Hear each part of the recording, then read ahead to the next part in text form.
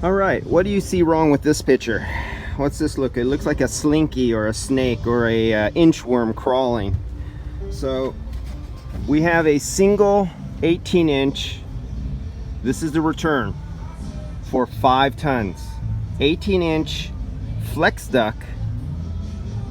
Do you think that equals to 18 inches right there when you look at it? Look at the highest spot.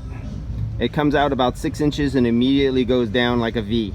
Goes down and then it comes to about there, drops about almost 12 inches down to there. Then it goes back up to go on this other hanger, and then it goes back down. Then it goes back up to go into the Honeywell dampener right there, which I ordered 2 Blimos to replace 2 of them up here. I'm going to try to adapt a 2-wire 24-volt Blimo to a Honeywell dampener, because forget the we've been having too many problems. They replaced too many of these Honeywell dampeners, and I said let's get a real company. Sorry Honeywell, you are kind of a pretend real company, but this is not commercial, but this is what you would use on something that's not important. I would like to get the real heavy-duty industrial Blimos up here, but that's getting too far off the top there. So basically, when you have it coming out and it's coming down to there, that's your line of sight. You see the opening right there? They have a curve. They have 18 inches curved like that. Line of sight would be a straight line of air coming out over these peaks. You see this? See where my finger is? You see the straight line from here to there? You're missing. All that is basically blocked off from a straight flow of air. Same down here. The line of sight, well, there's the insulation. You see where my finger comes to the top, but the actual opening is about another inch or so or 2 right up there, and the line of sight goes like this. Do you see how much is getting cut off going to line of sight? There we go, we're hitting the other strap right there, and then it dips back down, but the line of sight is straight. So from your bottom line of sight here to the top line of sight there, going straight, if you were able to go in that duct and shine a flashlight or put your eyes down there and look straight across to where you want to see that 18-inch dampener right there, you will probably have about a 4-inch or 3-inch opening where you actually have a straight line of sight air. Other than that, the air is doing this, and every time you come down with the air and it tries to go back around, it actually eddies right in this area, and it actually reduces the size of the actual flow of air, and it actually even necks it off more. Not only that, it's all bunched up inside, and it's not smooth. So this gotta go. You got several hundred CFM of air that is not coming back just because of this short section. We have slowly been straightening it out and pulling it, and we're getting there. This is still not pull tight enough. We have it on there. I'm gonna cut that shorter, and my son we're gonna put a few more straps on.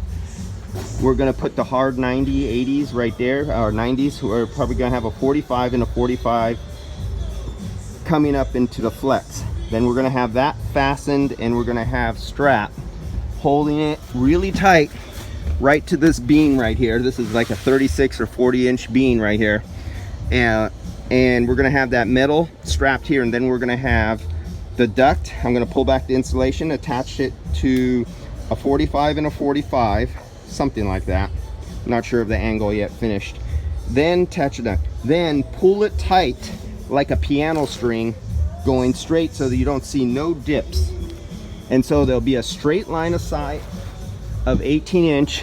That'll be gone. It'll be straight as an arrow, and we will mount this dampener and shorten this, pull the dampener as far as I can up this way, and then cock it a little bit, get a little bit of bend out of the dampener. Not out of flex, I'm going to use the dampener so it's a nice straight shot of air, and aim it right towards the return over there.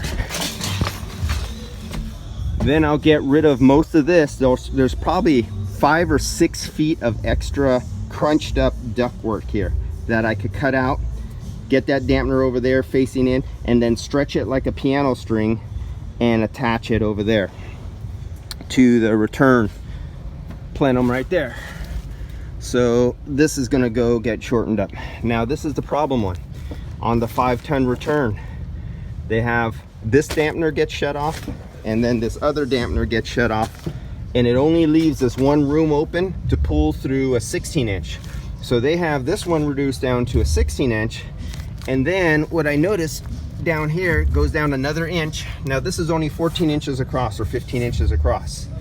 It's and where they have it attached, it's almost reduced an inch over here, an inch over there. So it's about 12 inches. And so they reduced the 16 almost down to 12. I don't know how they did that, but they crunched it up and they got it taped and pookie on there and everything like that. So they already reduced a restricted, bent, sloppy, inchworm looking flex duct, and then took that 16 and went down to a 14, and not 12, 14. And so they even choked it off more. So this one I think I'm going to have to cut into on the plenum, and I'm going to get an 18, and I'm going to oval out an 18, and I'm going to attach an 18-inch oval into the side of this ductwork, so I can have 18 going into 18 instead of 14 going into 18, or 16, 14, yeah, 16. Yeah, it's getting stepped all the way up to 18.